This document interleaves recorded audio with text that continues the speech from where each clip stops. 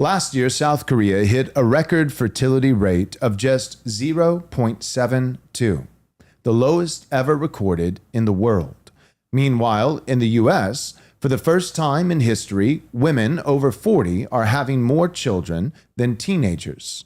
Global population growth isn't just slowing, in some places, it's collapsing. And no one seems to know how to stop it. From Beijing to Budapest to Boston, birth rates are in freefall. Governments have tried cash bonuses, tax breaks, and even subsidized minivans, but none of it is working. Secular progressives cheer the decline, claiming that it means liberation for women and fewer carbon footprints. Meanwhile, conservatives raise alarms, arguing that civilizational continuity is impossible without children. Beneath it all lies a deeper conflict between a culture that celebrates self and one that honors sacrifice. Population collapse isn't just an economic or political problem, it's a theological one. A culture that abandons marriage, motherhood, and the moral imagination required for building homes and futures is a culture that has already chosen death. No nation survives long when it forgets how to make families. And unless the West recovers its love for life, ordered, fruitful, and future-facing, then it will not recover at all. This episode is brought to you by our premier sponsors, Armored Republic and Reese Fund, as well as our Patreon members and our faithful donors. You can join our Patreon by going to patreon.com/Right Response Ministries, or you can donate by going to rightresponseministries.com/donate. Today, we'll break down the fertility crisis, what's causing it, why conventional solutions aren't working, and what a Christian response must look like. So, let's dive in.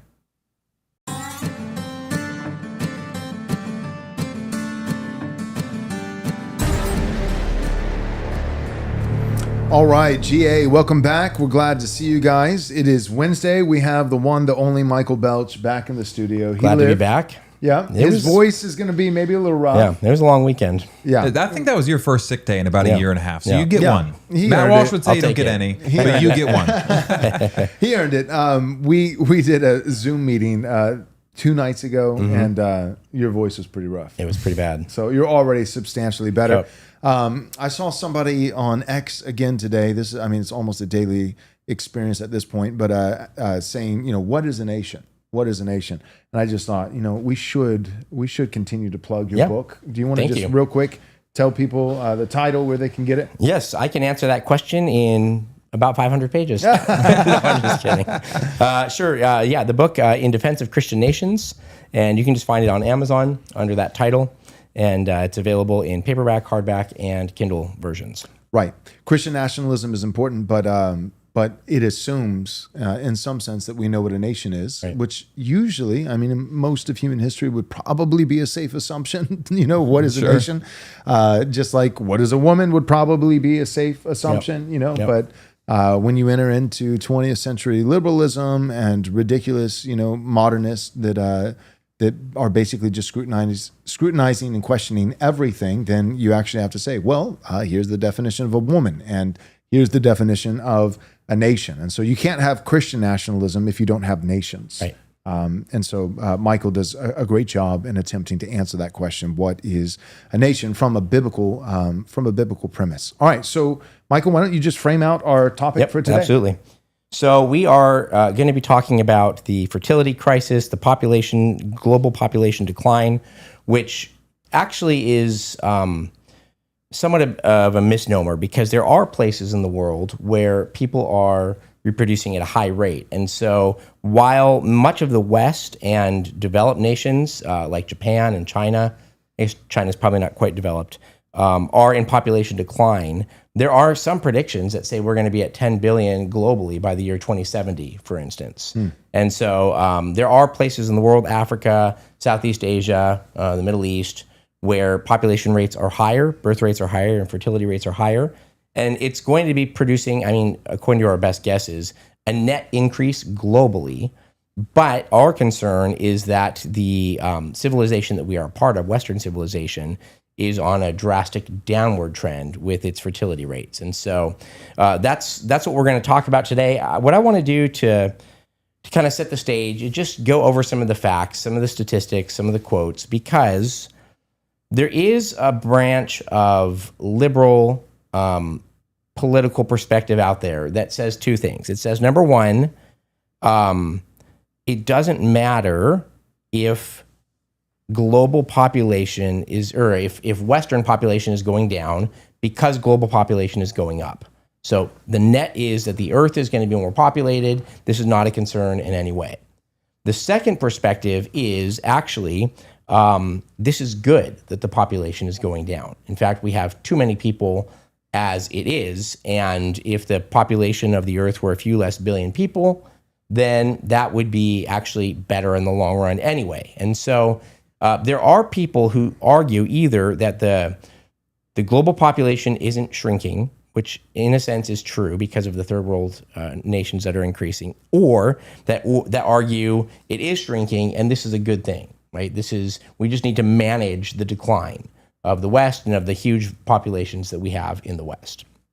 So just to establish some facts, even though this is pretty well established, I was surprised doing the research that there are people who say it's just scaremongering, right? It's just scaremongering. It's just an attempt to scare people into having lots of kids or being conservative or things like that. So we want to tackle that head on and just show that this is in fact not only a global problem, but a Western problem as well. So here are a couple stats and statistics. Global average, this is going to be something that shows up on the graphs, the TFR, which is the total fertility rate. The global total fertility rate has declined from 5.3 in 1963 to 2.2 in 2023. In other words, that means on average, families were having 5.3 kids globally in 1963.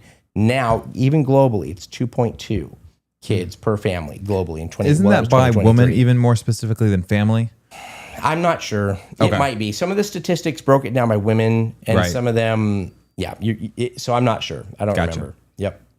Africa remains the region with the highest fertility rate, averaging still in 2024 4.1. Oh, here you are, Wes. 4.1 children per woman in 2024. East Asia is some of the lowest. Countries like South Korea have some of the lowest fertility rates, with South Korea's total fertility rate at 0.72 in 2023. Wow. 0.72. So South Korea is in trouble, which is sad to me because a number of years ago, I remember a lot of missions agencies really touting how Christian South Korea was. It was at 60 or 70% at one point. And you would think that a nation that has been won with the gospel would also have been won with the dominion mandate and the creation mandate to be fruitful and to multiply. So, well, sadly, I think Christianity, Christendom leads towards prosperity and opulence, blessing, and then blessing, if not stewarded well, it lends towards being overly altruistic, and in addition to that, also it's kind of seems like a bit of an oxymoron. But on the one hand, overly altruistic; on the other hand, self-centered, and like hoarding blessing, just convenience, thinking about yourself. Like it in some sense, it feels like nations that have been particularly Christianized have like the lowest birth rate, and I think part of it is. There's a lot of factors, but I think part of it is because they've reaped a lot of blessing. And there's a lot of statistics about like just economic classes, and like the rich don't have kids. Right. They don't. Like it's the poorest of the poor that keep having. Unless you're the children. Elon Musk type rich and, Andrew Tate, like. Right. But they don't, but in that case, they don't typically raise their kids. Yeah. They have them. They're somewhere out there, but they're not necessarily involved. And so my point is that like Christian nations are blessed by God and tend to be opulent. Nations, blessed nations, prosperous nations. But then those nations that tend to be rich tend to mitigate childbearing the most. And I think part of it because of just becoming selfish by their own riches, by their own opulence, their own blessing. And then at the same time, I think also in in the name of, Christian charity, but misguided, they become overly altruistic to all the other nations of the world. They open up their borders and they have, full-blown invasions of third worlders. And then they feel as though their children don't actually have a future. And so they're not particularly bullish on like, hey, we're going to have 8 kids, and they're going to do great. The future is bright. Like right now, for a lot of the West, the future is not bright. It's bleak. The future is, it looks like, if you're in certain European countries like England, the future is not bright. It's Islamic. That's the future. And if you're in a woman, that context, it's dark. The burqa. Yeah. Right. Yeah. Literally dark. Yeah. It's not bright. It's literally dark. There is a moon though, a crescent. Yeah, a crescent moon, through. just a sliver of brightness. The brightness of Allah, who is a false demon god. So it's not great. Yep. It's not great. And so I say all that because your comment about South Korea, it actually doesn't surprise me. I know it's counterintuitive. It's not what Christianity purports, not in the genuine, authentic sense. It goes completely against what the Bible actually promotes and the dominion mandate and all these things. But so much of Christianity today in first world nations particularly is 20th century liberalism walking around in a Christian skin suit. It is not historic Christianity. It bears hardly any resemblance to historic Christianity. It's just gay race communism. It's invite the world. It's just suicidal. It's lost the will to excellence and to survival and to greatness. And so nations like that, first world nations that have been Christianized, I almost feel like we could probably draw a direct correlation to the more Christian the nation is, the lower the birth rate. And now, but with the caveat of the more Christian the nation is in first world countries, because that wouldn't be true of some nations that are really becoming Christianized in sub-Saharan Africa, where the birth rate is probably still very high. Well, I remember Ravi Zacharias once pointed out that suicide is really only the privilege of developed nations. You do not have people in third world countries committing suicide. And his point was nihilism is the privilege of the rich.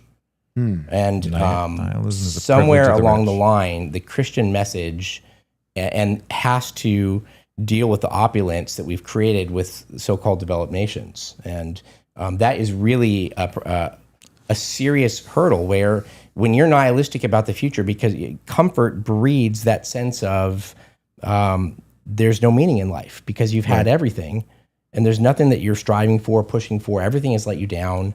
And so apart from a true Christian view of the world and life, just the opulence that has been produced by the blessings of Christianity, like you say, Joel, that will tend to make people want to give up. Yeah. Yeah. And being unrooted, deracinated, so you live all these different places. So much of, for example, Europe, you would grow up in a town, you'd have the church there that your father attended, your grandfather attended, the cemetery, and you saw yourself in much more of a continuity, that I'm a link in the chain from the past to the future, and I have a duty to do. But when you have people that just, they're cosmopolitan, they live everywhere, what is my duty? And then, of course, they don't see themselves as having a burden and a responsibility to the future. It's, well, what do I want to do? Honor for our fathers, hope for the future. Those are intrinsically linked together.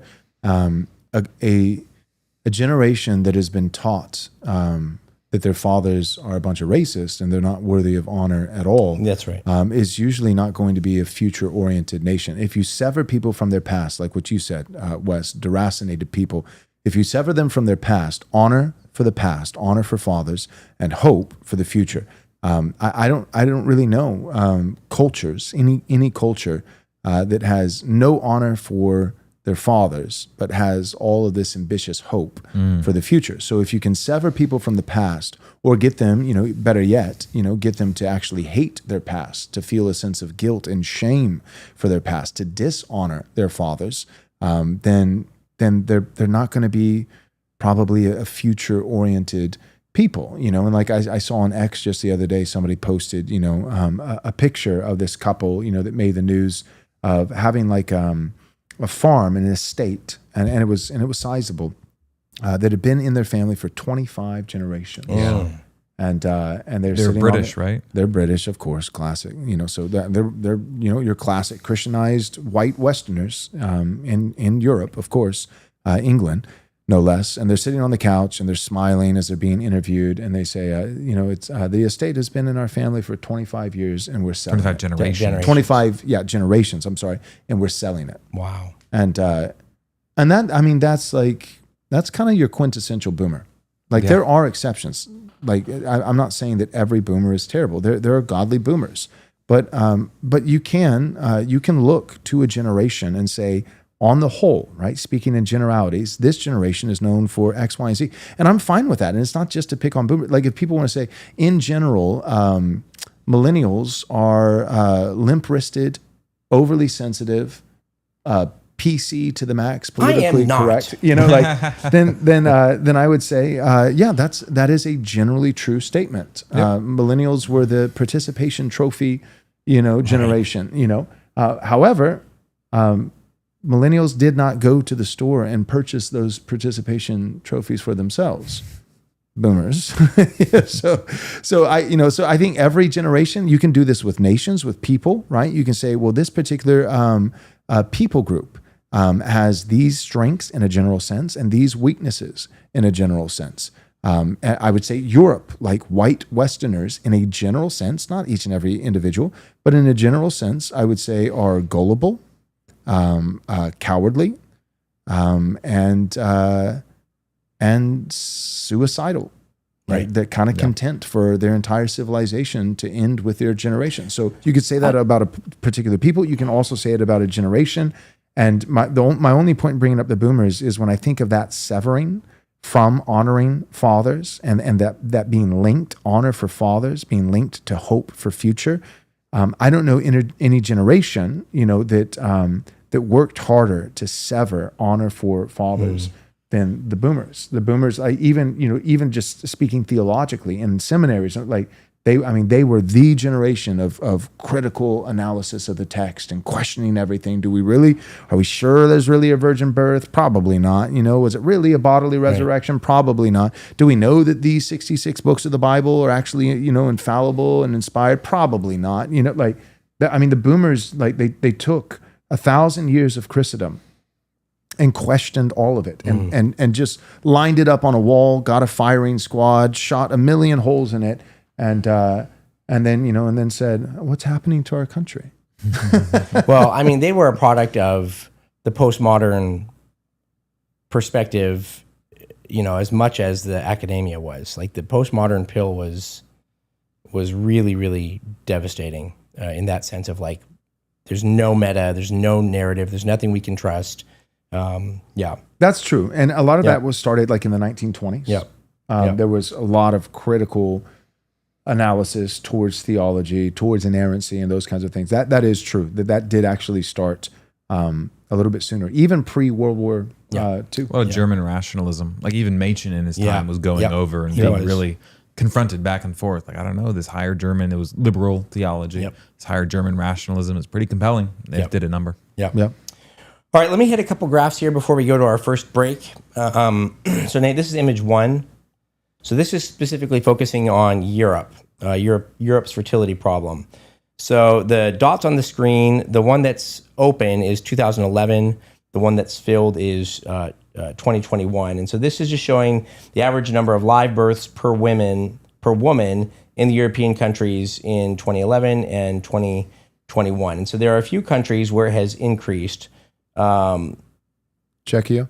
Yep. Czechia or Czechoslovakia, it has increased. But in a lot of European countries, the number has dropped quite drastically. Yeah, thanks, Nate, for zooming in there. Go to the next one. This is a forecast. So, I was going to say, to be fair to Germany, Czechoslovakia, that doesn't necessarily who is having more children. So just you read that and like, that is Germany's on the up. Germany's on the up and up. That's true. The Muslims that came into Germany in the last 10 years are having a lot of kids. This is 100% true. Yeah. This is a prediction of by 2050, European countries, well, not just European, but a lot of them are European countries, what their population increase or decrease will be. And in this case, the percentage that you see on the right is not an increase, it's a decrease. So there's a lot of European countries, Bulgaria, Lithuania, Latvia, even Ukraine, right about there, Serbia, almost there, where the prediction is that by 2050, they will have lost about 20% of their population simply because of their fertility rate. When was this done, this study? Because I'm wondering, like when you put Ukraine up there. I want to say 2022 or 2021. I bet you Ukraine is far worse now. Yeah, I'm sure it probably is worse now. After 3 years of being ravaged by war, it's like, who are these women going to marry? Yeah. When, Zelensky gave all the sons of Ukraine, immigrants to die. Yeah, they're going to marry immigrants. But you see some developed nations, Japan, they're expected to be 16.3% lower. Italy, 10% lower. Portugal, 11% lower. Even Poland, which is, a Catholic country and has publicly said, Christ is our king, they're pretty low. Hungary, Viktor Orban. Yep, Hungary, Viktor Orban. Yep, absolutely. Same thing, are on the decline as well.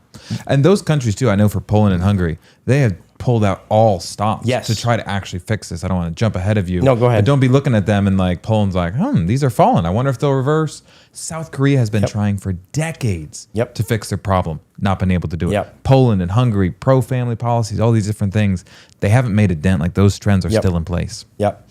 It's been the same in the U.S., so let's hit one more graph before our break. Nate, this is image 3.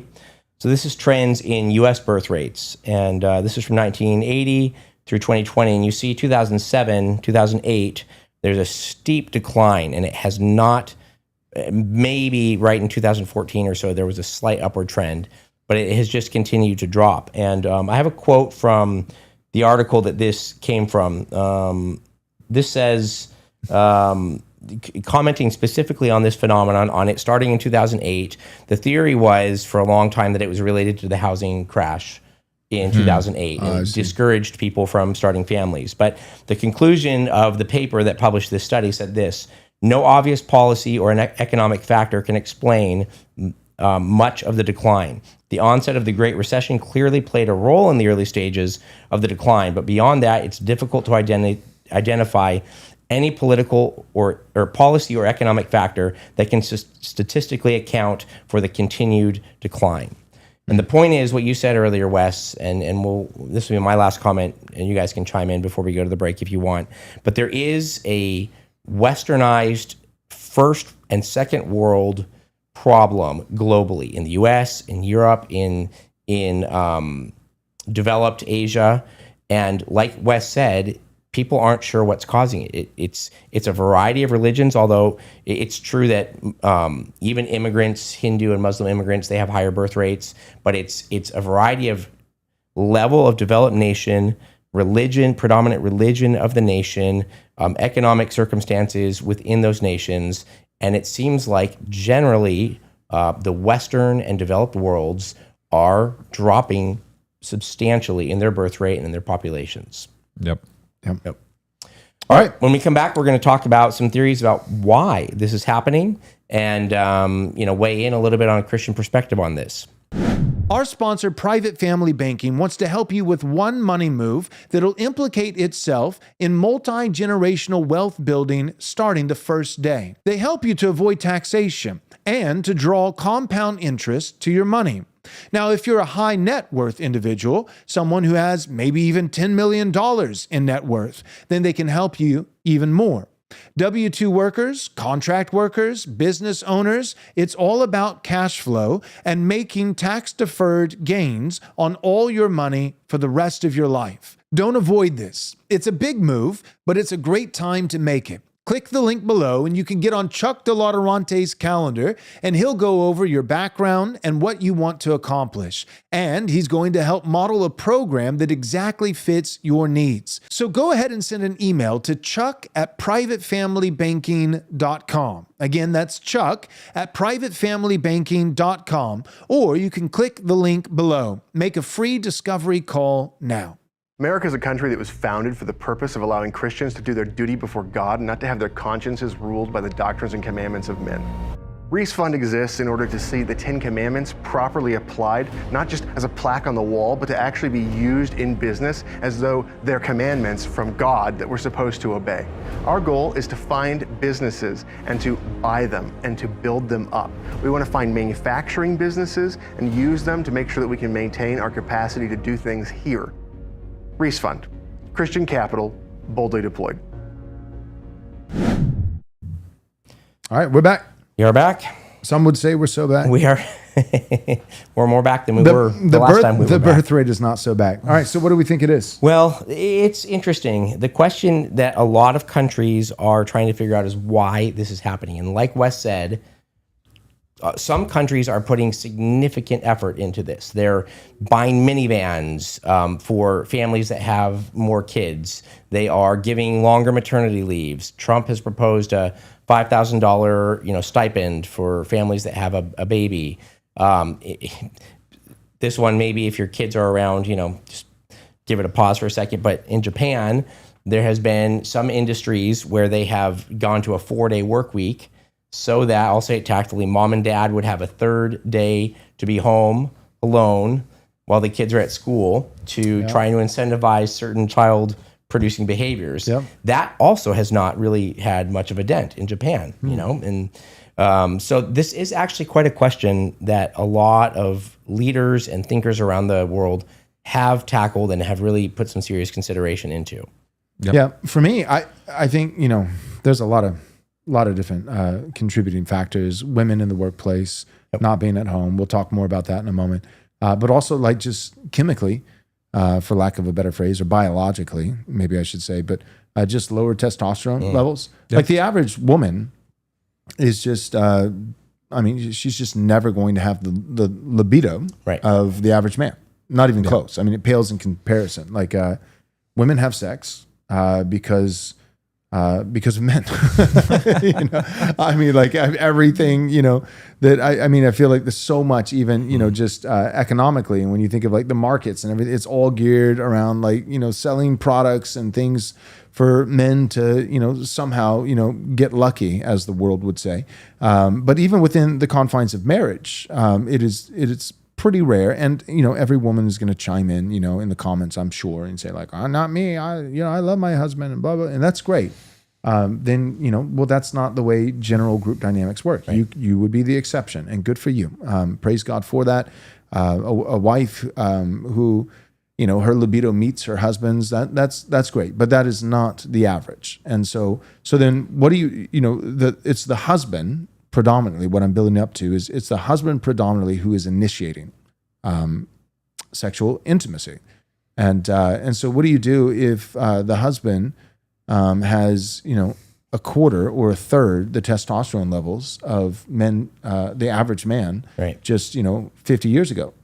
Right? Like he literally has less of a drive, less of a sexual drive, less desire than ever before. So there is a chemical factor where men don't want sex as much. And you look at like Gen Z, and they're all incels. Yeah. They're Speaking gay outside of marriage on the Gen Z side of things, generally. So you talk about men and drive. A lot of that drive then is being satisfied by pornography. Right. So they would have a drive, and it would have its only outlet in finding a woman, especially in a Christian culture, marriage. and marrying her. But all of that energy that could be going towards that. Well, I need a home. Well, I need an income. Well, I need a profession. I need all of these things. That's what it used to be channeled towards if a man wanted to have sex. However, now all of it is just sapped. Some of it certainly by pornography, but also just a culture of consumerism and junk food, and they're also not in clothing. any literal flesh and blood context to meet the opposite sex. Yeah. They're not meeting, young men are not meeting young women. And it's like, well, go to church. Well, turns out all the young women are actually leaving church. The young men are actually coming back. And so there's all these factors of, lower testosterone levels than ever before. That absolutely plays a factor. Birth control, my goodness, the pill, is responsible for a and ton people of are this. waking up to that. There was just an article, They I are. forget where it was. Might have been in The Guardian, talking about how women, Candace Owens and they're telling them, ditch the birth control pill, and it's happening. So thank goodness, at least at some level, people are Praise waking God. up. But that's that pill is going junk. to take time to overcome. So the birth control And time pill to recover from. Yes. Oh yeah. Like Yep. physically. Yep. There are women who have been on the pill for, they got on the pill, not even because they were trying to, inhibit pregnancy, but for some other reason, because, they're whatever. Endometriosis. That time acne. of the month was particularly difficult for them, or for their skin, or for all these other like terrible reasons. Right. They're all terrible reasons. There's the pill absolutely messes up women. It messes them up. Oh, yeah. And so and we've talked about that, and we could talk more about it. But my point is, like, if I'm thinking of major contributing factors, I'm thinking the economy, that it's just almost financially impossible to have children in a single income home. Women not being home because of economic reasons and feminism. And so nobody's there, so you're going to have to pay exorbitant amounts for somebody else to raise your kids. Everybody's deracinated, so you don't have grandma and grandpa because they live on the other side of the country, and in between cruises, they might visit for a few days once a year. And then you have the pill, and then you have lower testosterone levels than ever before. You have the rise of homosexuality. That certainly doesn't help the equation. 3%, I think, Right. of Yeah. youth. So you have some low T guys who don't really even want sex, and then, who are heterosexual. And then you got a bunch of other guys who are gay. It's just not a great recipe for continuing the human race. Well, and so let's look at this graph, and then I'll say what I was going to say about it. So this is image 4, Nate. This is a really interesting graph. It's a picture of the globe, and the darker orange or red that you see is places where women would have more kids. They want to have more kids, but for a variety of reasons, and it doesn't specify here on the picture, but for a variety of reasons, they have fewer kids than they want. The kind of neutral colors in there, the tan colors, is where women's perceived amount of kids that they want to have is what they actually do have. And then there are some places, the blue, the dark blue, where those are places where women are having maybe a kid more than maybe they think that they would be able to support or have. So what's interesting is a lot of women globally say, at least, I would have on average another kid or another half a kid. Again, we're dealing with averages, but something is keeping me from being able to do that. And like you say, Joel, this could be economics. I know in Taiwan, a man it's very hard to buy property there. It's very expensive. Germany's the same way. You don't buy houses in Germany. No. You rent a small little place for the rest of your life, and the houses are passed down. Yeah, a little flat. Families in Taiwan, basically they had the option of having a kid or two and living with grandma and grandpa for a Germany, very, very long time. You buy a tiny little apartment for $1 million. Yep. If you're lucky, and then you pay what it's like 50%. That's right. In taxes. Yep. Germany very clearly seems like a country that lost a significant war and never recovered. Right.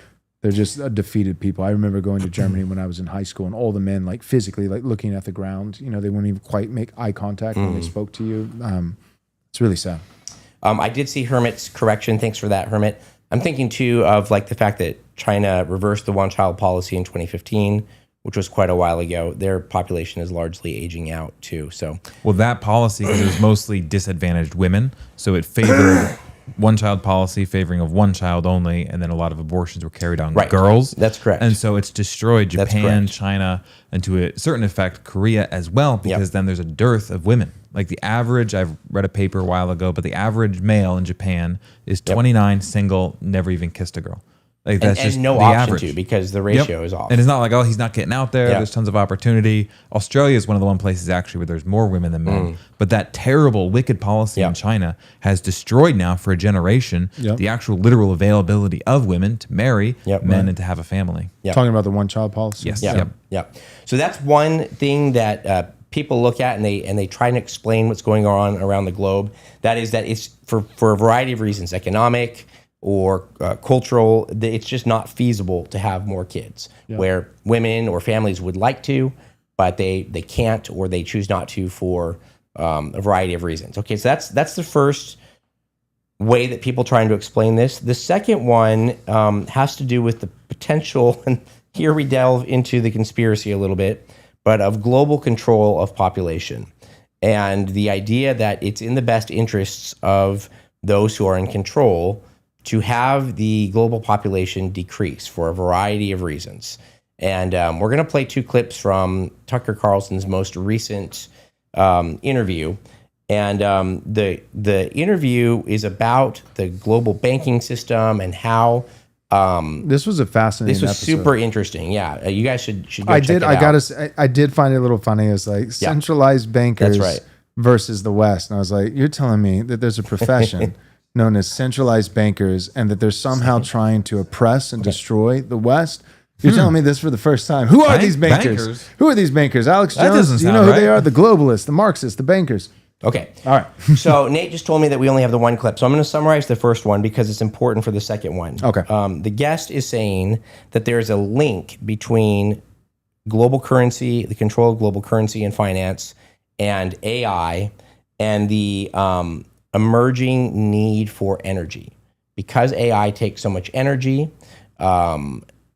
we are going to have to produce energy on an unprecedented scale. And so she says that really what's been going on since the 1994, which if you guys, it's so interesting that that was such an important date. But even before that, global control systems being built up, and that now the idea of AI being attached to financial systems, payment systems, things like that, that the elite have in place systems of, she calls it the control grid. So her theory is that a ton of new energy is going to have to be produced, right? And so with that being said, let's look at this clip. It's about 2 minutes long, and you're going to think for a minute, oh, we're kind of in the weeds, and then the hammer is going to drop. Okay, so stay with it, and you're going to see Tucker's response. All right, let's. So I wonder if the AI, if the data center boom, which really is the only sort of crackling, sparkling piece of the real estate market right now, I think it's building data centers, development market. Just call them control grids. Control grids. I mean, look, They're control nodes. I'm totally opposed to it, but massive bets, economic bets on the success of AI, right? And the missing piece is energy, and how do you power all that? And we're already, as you pointed out in an analysis I read, you have to bring out the breakthrough energy. that's what I'm saying. Right. So like either they're going to build it on coal deposits in Wyoming, or, which is going to be kind of hard because they're going to have to say all that climate stuff we've been yelling at you about for 30 years is total bull. Now we're burning coal. I don't know if they Well, can. there was just an article in Bloomberg that Texas needs 30 new nuclear plants, and the Chinese are building enormous numbers of nuclear plants. Yeah, and there are risks in nuclear. I mean, I'm a right winger and I've always defended nuclear, but let's be totally honest. Like, it's not There are risk free, big time. Well, here's the thing: how do you govern and manage nuclear plants with leadership that's not agreement capable? Completely, and also like in a country that's not turning out enough people in the hard, not enough engineers. Right. Right. So no, there are huge problems with that, and but that's like that question is being forced on policymakers. Like, what do you do about energy? What do you do about energy? What do you do? And wind and solar, like we're going to be laughing about that in 5 years because it's just silly. Well, one of the things you can do about energy is depopulate. Right. Right. And I know for a fact, I'm not guessing at this, that there are people running countries around the world who've thought about, like, what does AI mean for my population? It means So- I've got too many people. So this is something, I know this for a fact, I'm not guessing, that leaders of countries are talking about between each other. Like, I know that. And I'm not saying they're committing genocide or whatever, but they know that they're about to They're need just far looking at fewer hard people. statistics. They are. That's Right. exactly right. So there's the second explanation, is that we are in a managed decline of Yep. population, global population. Manipulated Yep. decline. A manipulated, managed global population decline. Yep. Yep. People with families, they're hard to control. Like men true. and women that own land. I mean, that is your greatest risk of a revolution, right? Yep. Talk about the American Revolution, whatever it would be. I mean, that's a risk factor. And so if you can take men and you plug them into the economic machine, by golly, take the women too. And if they get a kid, you were just talking about like the inability to actually buy land and dirt and all of these things. I can't imagine if my wife had to raise our kids in a condo, like no backyard, no fresh air for them to go out to, no, just go outside, get your energy out. Of course, she'd be at one and she'd be like, I can't do it. We can't have any I'm more. trapped in here all day. Yep. And literally that's millions and millions, billions of people. And they're like, I maybe got one at best two. This is too much. I can't have any more. Give me the surgery. Give me this. I'm done. Yep. Yep. right, so that's explanation number 2. The third explanation, this is really interesting. And so Nate, let's show image number 5. This is a perspective on the religious birth rate among religious people versus non-religious people. And so I'll actually show a couple graphs in a row here. So number 1 here shows the fertility rates by religious attendance. Nate, do you have any before that? Okay, so I will just summarize 2 other ones. There is a significant difference. Now, the study that I looked at, it just said religious attendees in America. So obviously most of that is going to be Christian attendees, just because Christianity is still the highest, the most dominant or most popular religion. But there is a significant increase. People who attend church over once a week and who believe that the Bible is the inspired word of God, their birth rate has been from about 2.2 up to 2.5 down to 2.2. As soon as you start moving to less than once a week, but sometimes or never attending church, the birth rate drops significantly below 2 per woman. Okay, so that's one thing to consider. The other thing, Nate, you can go ahead and put that graph up. So this is the replacement rate. So this study was so interesting. It took into account, now this is from 2022, I think is as far as it went. So it's not accounting for the massive increase in Orthodox and Catholic converts right now going on. But the blue line is the number of children that women in a religion would have to keep the current number of people who are part of that religion stable. So this is barring any sort of conversion. If you've got 1 million people who are Buddhists or 1 million people who are Christians, and they calculated it in the fact that people are leaving Protestantism, they're joining Hinduism, or they're joining Eastern Orthodox, things like that.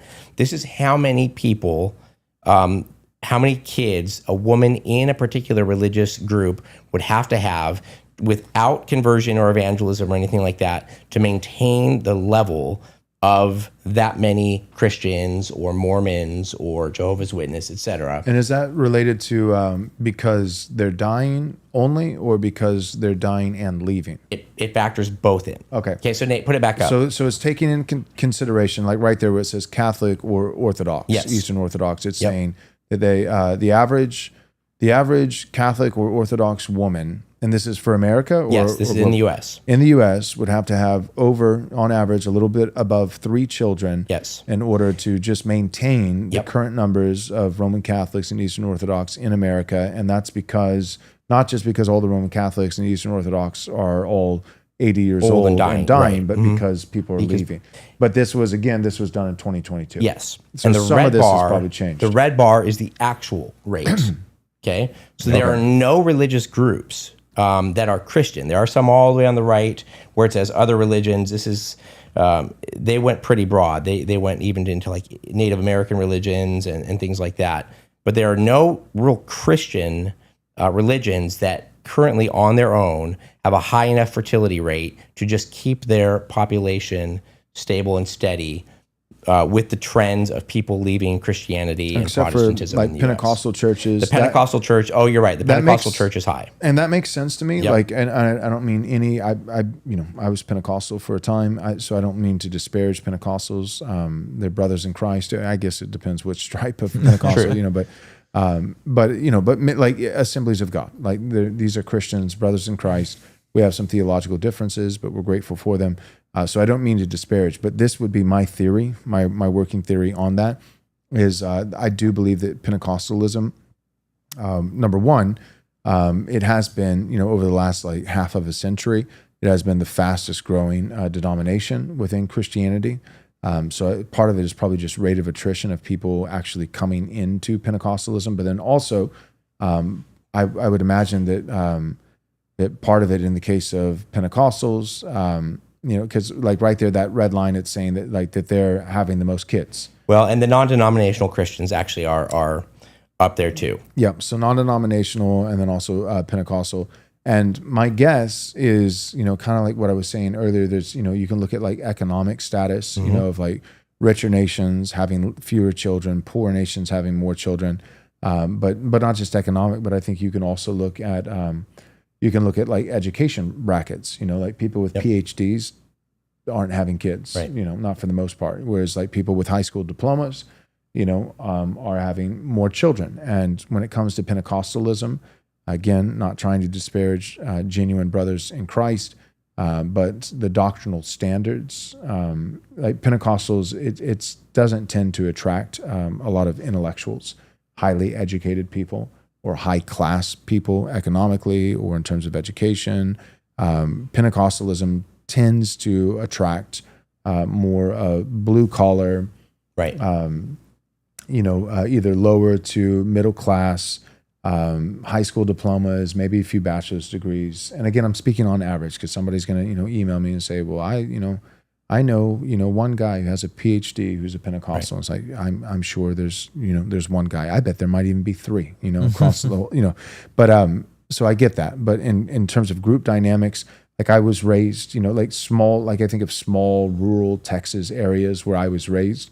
Most of the churches are non-denominational and charismatic. Yep. Some brand, some version of Pentecostalism. And it's they're small towns like that. It could be a town like the town I grew up in. 18,000 population, and yet there's over 100 churches, and most of the people, probably half of the city, at least, goes to church. But probably 70% of those churches are some stripe or color of Pentecostal churches. They're all speaking in tongues, and it's just your everyday salt of the earth, blue collar people who, so anyway, so to me that's actually not surprising. Whereas you get like Catholic and Orthodox, and although we have our theological differences with, Roman Catholics and Eastern Orthodox guys, even though the Catholic Church has had, one of the best positions on life historically for a very long time, and really held the line with that. Catholic Church and I would assume Orthodox also, I think both tend to attract a higher intellectual type of person, more highly educated, that lends towards having less children. I think there are lots of practical reasons for that. One of the reasons being, if you go to school and you get your bachelor's and your master's and maybe, a doctorate, to top it all off, well, by the time you're actually out of school and in the workplace, and if you're medical, finished your residencies and all these kinds of things, and finally got, some of the $180,000 worth of school, student loans that you took out under, at least they're certainly not paid off, but at least, manageable with your $2,000, $3,000 a month payment, but your job is caught up, and all those things, and you're ready to start a family. Well, that's great, but you're 65 years old. I'm exaggerating a little bit, but you're well into your 30s, and so the window of fertility is already closing, and that can be a factor too. Eastern Orthodox is the most educated denomination / tradition in the United States. Pains me to say it, but it's to your point. I that's believe it. True. Yeah, and Catholic is probably. I would be willing to guess they're probably second. And then it's First Baptist Church, Main Street, Alabama. Probably not. Probably not. It's probably Anglicans, Episcopalians. I was going to say, I would think some of the main lines, right? Like you've got they're New decently England educated. liberal who's gone to college. Anglicans and masters. for sure would be up there. Yeah. And then way down, and then you have Pentecostals. God bless them. But the Pentecostals are not gay, so I appreciate that. Assemblies of God's been bad in women's ordination for a while. That's true. And it's funny they've survived as long as they have. So have Nazarenes. Nazarenes are shocking in terms of, because it really is a direct. Shockingly bad. Well, what I'm saying is that there's a direct correlation of, you start ordaining women to the clergy, and, typically in like 10 to 15 years, you're gay affirming as a denomination. And Nazarenes are really one of the only ones that started ordaining women to the clergy like decades ago. Like they were one of the first ones to do it, and actually held the line on traditional marriage. All 5,000 of them. All 5,000 of them. Yep. But they have, to your point. Okay. All right. We have two other potential reasons why this is happening. Wes is going to talk about one, and then I've got some quotes on the other. But we'll hit those when we come back from this next commercial break. Are you a Christian struggling to find companies that align with your values and beliefs?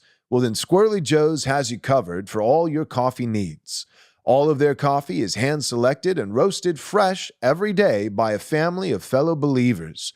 Try them out and you'll savor exceptional coffee while knowing that your investment supports a company committed to following God's teachings and upholding truth and righteousness, ensuring that your hard-earned money contributes to the growth of God's kingdom. Stop giving your hard-earned dollars to pagans who support evil.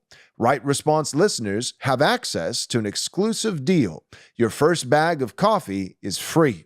All you have to do is cover the shipping. So head on over to squirrelyjoes.com/right response. Again, that's squirrelyjoes.com/right response to claim your first free bag of coffee today. All right, here we are. So one of the things I wanted to touch on, it was about a week ago or so, I had an exchange on X that was super helpful, is there's also, you think about some of these, we talked about diversity as a problem. Well, some of these nations like America going through a fertility decline, we are pretty diverse, but South Korea is not necessarily the kaleidoscope of multiculturalism that the West is. And so there's no one solution, but another factor to keep in mind, and I really think it's a big one, is what does a country export? And so in the case of South Korea, which has they're facing one of the worst fertility crises. Lowest birth rate. Yeah. And just someone commented and clarified, it's only been a couple years that they've been trying to fix it. So they've been on decline I looked at the rate last week, it's about 2 to 3 decades, I think, that it's been declining. Only the last couple of years have they tried to fix it. But check this out. The primary export of Korea. So what does South Korea provide? What do they do? It's technology and it's service. Those are jobs that are very suited for women to be able to do. Women, as far as technology, they don't require physical strength. They don't require a lot of, you can think of a resource extraction. You can think of agriculture. They don't require that. And so when you're looking at, we want to incentivize women to stay home and have children. Well, that's really tough to do if she's like, well, I'm making $150,000. I have a great social life. I go out for drinks every evening and I live in an awesome city. That's very hard to do, certainly because of the city, certainly because of all these different things. It's also just hard because all of the jobs that are available, what that society exports is service. Versus apparently Mongolia was starting to have this problem and they got some policies in place and they turned it around pretty quickly. Here's the difference. Mongolia is an agriculture-based society. So you had women that were leaving the home and doing different things. But honestly, just generally speaking, women are not begging, like, please send me out. Right.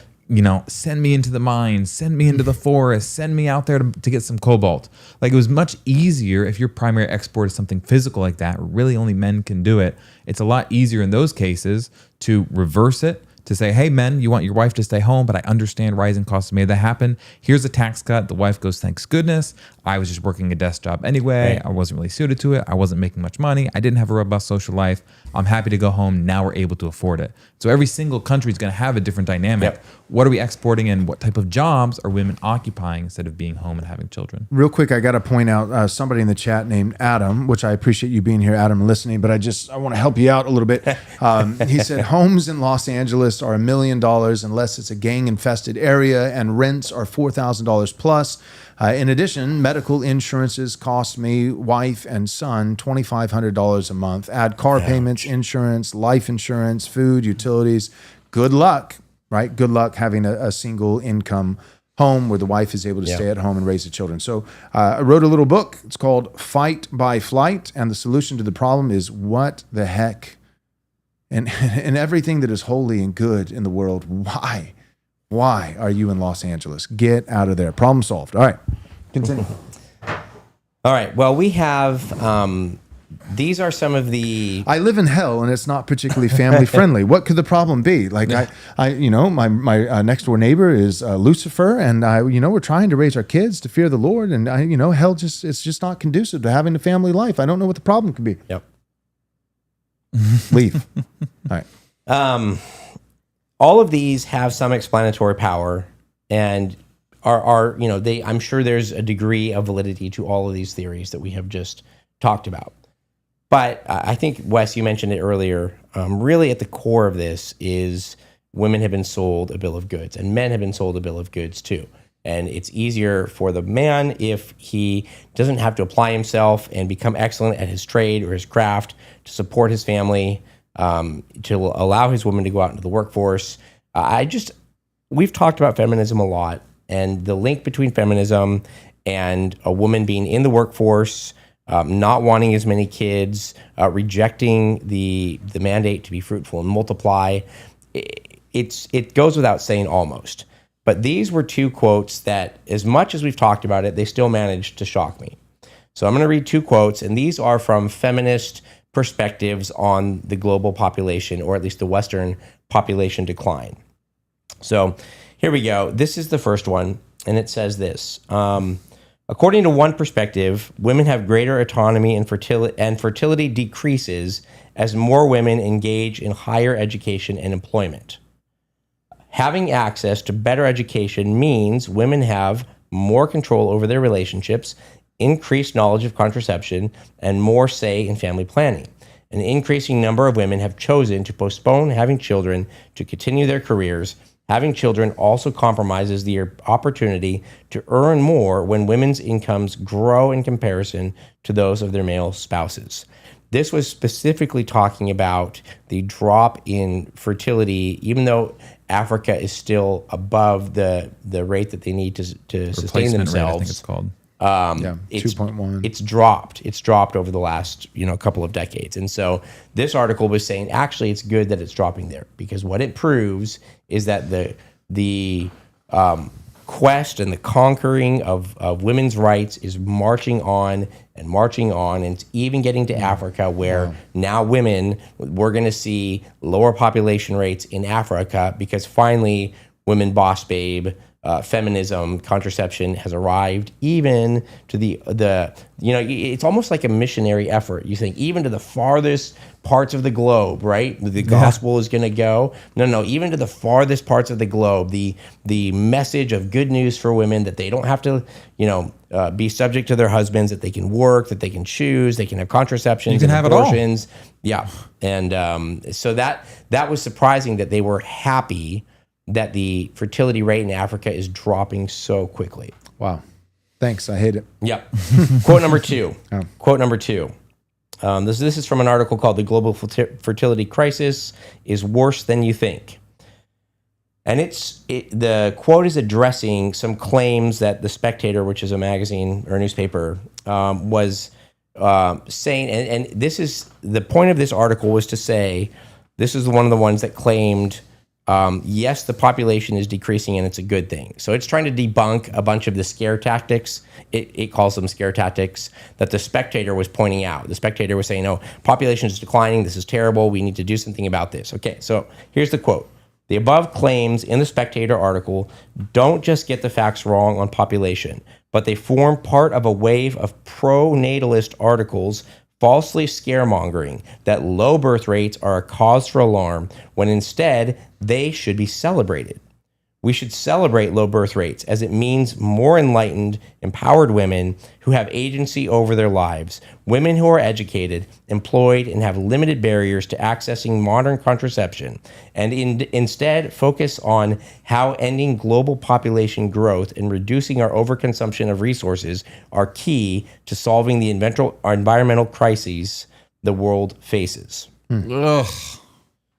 We pulled this graph up not even a week ago, and it was a survey of women, married, unmarried, kids, no kids. The most miserable women, actually it was unmarried with kids, but married versus unmarried. Yep. Besides that, unmarried women with no children. Yep. So they're saying this is good. They're having less. And that's great. They're happier, right? They're thriving. Oh, they're freaking miserable. Yep. Yep. They hate women. Yep. Oh, yeah. Like These people, yes. what's going on here? They hate women. They hate the way that God has structured, not just structured society, structured reality. And they've said, we can undo it. We'll beat nature. Spoiler alert, they won't. But that's Psalm 2, right? The kings of the earth, that they seek to break the bonds. It's speaking of like God's sovereign power over all the earth, but it's also speaking about, you can read implicitly in the text how, the means by which God exercises his sovereign authority over the earth. And one of those means, of course, is the church, and through special revelation and the word of God, word and sacrament, but also through natural order, through nature. That's one of the ways that God sovereignly exercises his authority over the earth, his providence by what he has made through nature itself. And so the kings of the earth seeking, together to stick it to the man in the sky, stick it to God, and cast off his restraints, break the bonds. Psalm chapter 2 is, I think, one great example of that is elites in any society that is trying to somehow fight against the natural order, and feminism is a stark example of that. Yep. Someone asked, and it's a great reminder, can you please remind everyone that all hormonal birth control pill and the copper IUD are abortifacient? Yes. They're not just preventing pregnancy the way abstinence does, but they would also, if the sperm and the egg come together, you'd have the fertilized egg, which is life. They also have a third mechanism in place The that makes thinning sure of the uterine wall. that can't implant, effectively killing the baby. Yeah, you're creating an inhospitable environment, the thinning of the uterine wall, so that if an egg is fertilized, and we believe that is conception, that it begins at fertilization, not merely There's scans that actually implantation. show a flash of light when the sperm actually meets the egg. Really? It's really cool. That's They've seen cool. like a little electron flash as light Maybe that's happens. the soul. Maybe. I don't know. From the parents. But, from snap, traditionalism. So that's when life begins, and the pill is actually making an inhospitable environment. That's not the only mechanism. There are two other mechanisms: the cervical fluid thickening, so that the sperm doesn't reach the egg, stopping the ovulation cycle, so that there's no egg being produced to be fertilized. But that third mechanism, thinning of the uterine wall, is creating an inhospitable environment, so that if the first two mechanisms fail to prevent fertilization and the third mechanism succeeds, now you've just killed one of your children. And you might say, well, I'm not of the persuasion, my conscience, I just don't believe that the first two would fail while the third mechanism remains intact. Well, first, you're playing Russian roulette with life, with the lives of your children. There's no serious studies that have been performed, and they probably never will, because there's no incentive to produce studies on something like this. So there's nothing that proves that scenario can't happen. But then secondly, what has been proven is that long after, not in every case, but in many cases, long after a woman is ready to start having children and she stops taking the pill, especially if she was on the pill for a long time, since her teenage years and through puberty, or right at puberty, and she's been on the pill for 10 years, for a decade, and she stops, and now her and her husband are trying, and God bless that they're trying, to be parents and to have children. But that last mechanism, the thinning of the uterine wall, is usually one of the last things to be restored, if it's able to be fully restored. So all of a sudden, again, the cervical fluid is now thinning and not thickened, slowing down the sperm. You're now going back onto your ovulation cycle. You're producing eggs, but the uterine wall could take, in some cases, I've read, where people say it can take years, often 6 to 8 months. That's somewhat regular, normative, but in some cases years. So you and your husband could be trying every single month during ovulation, and for 2 years, you could be, you don't know, because it would be a very early miscarriage that might just look like a little bit, extra blood, or may even look normal with your period. But it's entirely plausible that you and your husband could have killed 24 children over the course of 2 years without even realizing it. So you really are playing with life and death. We're not trying to unnecessarily guilt or shame people, but what we are trying to do is to inform people of the reality of what you're doing. And I know plenty of couples, including my wife and I, much to our shame. But in the first, I think it was a little less than a year, first like 6 to 9 months of our marriage, that's, we hadn't heard any teaching against it. And then we had to repent. That's what Christians do. So we're not trying to unnecessarily shame people, but what I am trying to advocate for is that you would do the same thing that my wife and I had to do. We had to repent and run to the foot of the cross, ask the Lord for forgiveness, and change our actions. And we're so glad we did. Yeah, it was the same with us. We had a doctor that we were seeing, and he was on some sort of board, pro-life state board. He was a Christian doctor. And he said, I guarantee you these things are not abortifacient.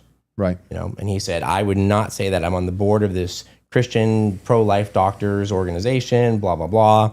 And so we... Well, there were guys in the medical industry, doctors who were also lay elders at John MacArthur's church who were making the same argument and saying, no, it's, but the reason why, so I had to look into all this because at the time there wasn't a whole lot of information on the subject. This was almost 10 years ago. And so I was like, well, John MacArthur's elders, they're making arguments where it's okay, and they're, this so-and-so, he's an elder at his church and he's also a doctor. But then come to find out, if you do some of the reading, the reason why these guys are saying, they'll look you in the eyes, without flinching, and they'll, attempt to assure you that it's, that there's no abortive, function whatsoever, is because they, the quiet part, the fine print, is that they changed the definition of conception to implantation instead of fertilization. So that's one of the reasons. Wow. Is that many doctors, that is kind of like the medical consensus. Do you think that was knowingly, was that changed in the literature, and so a Christian would read conception, and I don't know. You're asking a guy who's a bit of a conspiracy theorist. So if you're asking me, I'm going to say, I think it was intentional. I think they knew exactly what they were doing. But the medical definition of conception, when life begins, historically for centuries has been fertilization. For centuries, before we ever had CAT scans or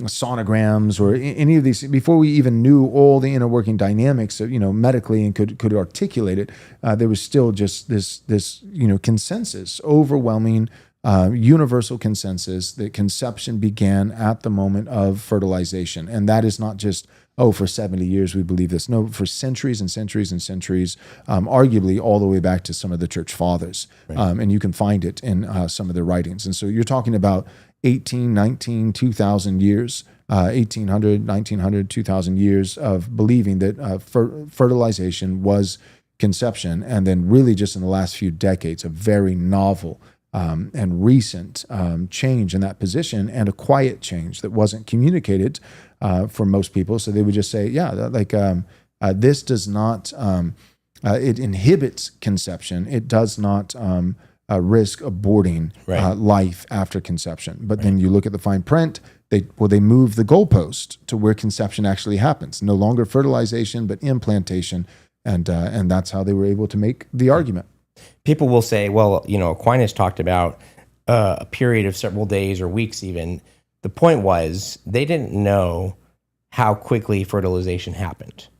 But their belief was, even Aquinas, as soon as the child has been formed, they didn't understand all the biology of the sperm and the egg and necessarily, but the theological and philosophical position was, as soon as that life has been united from the parents, at that moment, from then on, it is a baby. They didn't understand the stages of implantation and how many days later. So there are people who will say, well, Aquinas, he said that the child is not actually a child until 3 weeks later. It's only because they didn't understand how quickly fertilization happens. Right. Yep. So for today, we want to keep the episode a little bit shorter. We've got some other projects that we're going to be working on. But I want to give opportunity for both Wes and especially you, Michael, because you outlined today's episode. Are there any final thoughts as we land the plane? Only this, as Christians, we need to do, Joel, you preached a sermon years ago on the Psalm 137, that children are a heritage from the Lord, arrows in the quiver. And you said something good. It was balanced. You said you should have as many children as you can sharpen. Yeah. Right? You should produce sharp arrows. Right. So don't be unrealistic. We do live in difficult economic times. But you also said you can probably have one or two more sharp arrows than you think you can in your own reasoning and wisdom. And so push yourself a little bit and let the Lord be gracious. Right. Yeah. I was trying to help people understand that there is reason, and prudence does come into play, but if we're honest, so does idolatry. And that's what we want to watch out for. So as modern Westerners, I would err on the side of having more children than you think you can have. One, because the Bible literally talks about, a full quiver being a blessing from the Lord. So the Bible errs on that side. But then secondly, because we're, Western moderns, modern Westernists, it's we're swimming in the idolatry of convenience, the idolatry of having two incomes, and we just don't even. I don't even think we realize. And I would just think about it with any other blessing. So the Bible clearly says children are not a burden. That doesn't mean it's hard, or that it's not hard, because it is. Raising children is hard.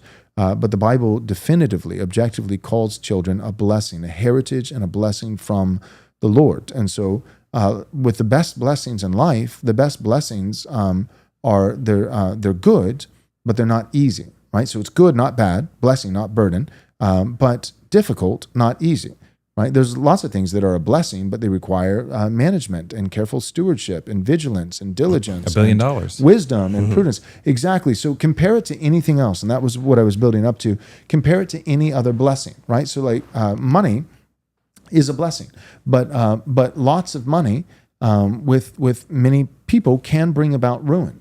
All the statistics of people who win the lottery and end up, just as poor or poorer than they were before they won the lottery, because the type of person who's playing the lottery tends not to be, a financially wise, careful, manager, steward of finances.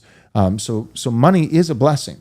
It's the love of money, right? The idolatry of money, greed that is the root of all kinds of sin, all kinds of evil. But money itself is not inherently bad. In fact, it is a blessing, the Lord giving resources to you. But there is, a side of being unwise, and where money can ruin a foolish man. So all that's true. At the same time, though, when you're thinking about children and thinking, well, we don't want to have too many, just realize, so I try not to be overly legalistic about this. I think that it's foolish to put a number on it. Like everyone must have this many children. Like there are extenuating circumstances, there are exceptions, there's all these different things. And I don't want to play the role of the Holy Spirit in somebody's life with these kinds of things. But I do think it's important to recognize when you think about children, you should think about children as a blessing. Mm-hmm. And so put that in the category of any other blessing that comes from the Lord. And money is a great example. So if your boss is bringing you, back to his office and he's saying, you know what, I want to double your salary. In that scenario, would you sit down across from his desk and say, you know what, I want to mitigate this blessing. This is too much. Could we just settle for a 12% raise? But when it comes to children, my point is, yes, too much money could ruin someone if they're foolish, especially.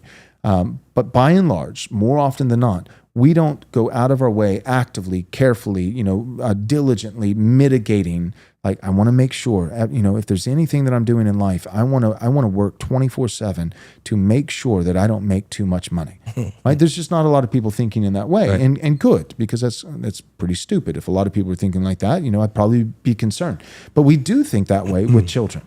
So there's very few blessings in life that we're actively daily trying to mitigate. But when it comes to children, right. who the Bible calls a blessing and a heritage from the Lord, we are regularly, constantly thinking in a framework of how can I mitigate this blessing? Don't want too much blessing. I'd like just a little bit of blessing, or I don't want to be blessed every 2 years. I'd like to be blessed every 5 years, and that's not how we think about pretty much any other blessing except for children. And so if that be the case, and I think it is for most of us, if we're willing to admit it, then I think we should recognize that what we'd like to call prudence and wisdom often is fear and idolatry. And we should be aware of that. So there is a prudence category, but a lot of what because we're moderns, 20th century liberals, a lot of what we like to call wisdom, what we're labeling as wisdom, if we were honest, wisdom has become a euphemism for fear, and prudence has become a label for idolatry. And we should be aware of that.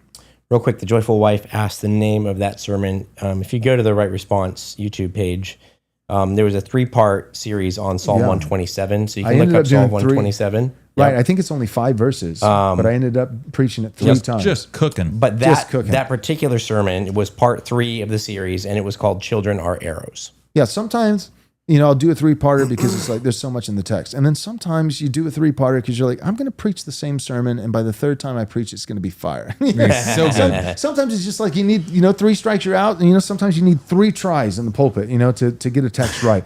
And so Just need a quick month, to really shake it off and so that get in third there. that third try, that was a banger. Yep. All right, well, let's go ahead and land the plane. Thank you guys for tuning in.